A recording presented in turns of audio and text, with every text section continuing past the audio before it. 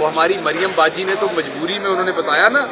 कि जेल के अंदर मैं वैसे कोट लखपत में मैं वाहिद पीटीआई का बंदा हूँ जो कोट लखपत के अंदर नवाज शरीफ साहब को 2-3 दफ़ा मिल के आया था। ये मैंने भी इस्त्री वाले कपड़े पहने हुए हैं, लेकिन मैं आपको पूरे दावे से कहता हूँ कि जो जब मैं मिलने गया था तो मियाँ साहब ने जो कपड़े पहने होते थे, वेस्ट कोट पहनी होती थी, शलवार कमीज पहना होता था, उसके ऊपर एक रिंकल नहीं होती थी, एक सलवट नहीं होती थी, बिल्कुल ज़बरदस्त इस्त्री हुए होते थे। अब ये तो मियाँ साहब कभी मिले तो मैं उनसे पूछूंगा कि इतना बड़ा जुल्म कि खुद तो आप इतने ज़बरदस्त कपड़े पहनते थे और हमारी हमशीरा, हमारी बहन, हमारी बाजी जो वहाँ थी वो बेचारी फ्राई पैन गर्म कर करके उसके साथ इस्त्री कर रही होती थी उसी जेल में होते हुए। तो इसलिए अब मईशत तो इन्होंने सारी जो है वो फ्राई पैन के ऊपर रख दी है। जिस तरीके से